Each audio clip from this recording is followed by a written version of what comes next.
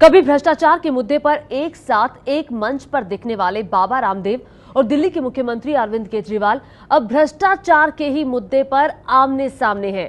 कल बाबा रामदेव ने आरोप लगाया था कि दिल्ली की शीला दीक्षित सरकार के दौरान हुए घोटालों के खिलाफ कार्रवाई को लेकर केजरीवाल कमजोर पड़ गए हैं। आज केजरीवाल ने बाबा रामदेव को जवाब देते हुए कहा है कि भ्रष्टाचार से कभी समझौता नहीं किया जाएगा, कभी समझौता नहीं करेंगे।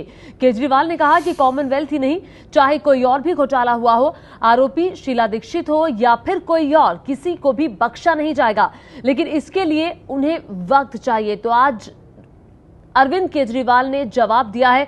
जो सवाल कल बाबा रामदेव ने उठाए थे उसका जवाब देते हुए कहा कि अभी थोड़ा सा वक्त चाहिए, अभी मैं मुख्यमंत्री बना हूं, किसी को भी बख्शा नहीं जाएगा, भले ही कोई और हो, कोई भी हो वो। मैं याद दिला दूं स्वामी रामदेव जी को कि 2010 14 नवंबर को वो 370 पेज की रिपोर्ट मैंने ही बनाई थी। वो किसी व्यक्ति विशेष के खिलाफ नहीं थी, उनको याद दिला दूं। वो कॉमनवेल्थ में हुए घोटालों की सबूत थे, उनकी सबकी जांच करेंगे हम। सुनो तो सही, वो कैसे लिया उन्होंने, पता नहीं कैसे लिया उन्होंने। मैं उसमें किसी भी व्यक्ति विशेष का नाम नहीं लिखा हुआ। वो जो भी अलग अलग अखबारों में, आपको याद है जब कॉमनवेल्थ गेम्स हो रहे थे तो रोज फ्रंट पेज के ऊपर सारे अखबारों में घपलों के वो चलते थे, वो छपा करते थे। फिर वो सारी कटिंग्स लेके और वो सारा जितना भी पब्लिक डोमेन में मटेरियल आया था, मैंने वो रिपोर्ट बनाई थी। उसको सबको इस्तेमाल करेंगे हम, लेकिन उसको इस्तेमाल करके हम किसी अपनी एजेंसी को तो देंगे ना।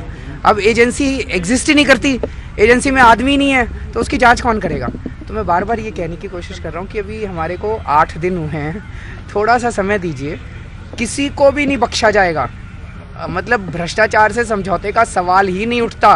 अपनी जिंदगी दांव पे लगा दूंगा, लेकिन भ्रष्टाचार के साथ समझौता नहीं होने वाला। ये मैं आपको आश्वासन दे रहा हूँ।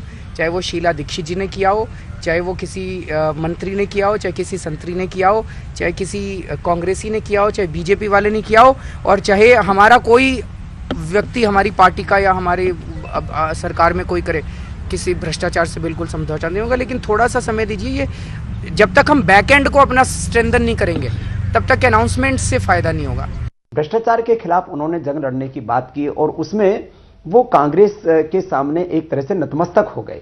सबसे पहले 14 नवंबर 2010 को भ्रष्टाचार के खिलाफ आंदोलन की जब उन्होंने शुरुआत की तो हमारे साथ थे और उन्होंने खुद 500 पेज से ज्यादा की एफआईआर हमारे साथ जाकर के सारे सबूतों के साथ थाने में दर्ज कराई। आज वो कैसे कह रहे हैं कि उनके पास में कोई सबूत नहीं है। तीसरी बात यह है कि अब उनके पास शायद मुझे लगता है मुद्दों का टूटा पड़ गया।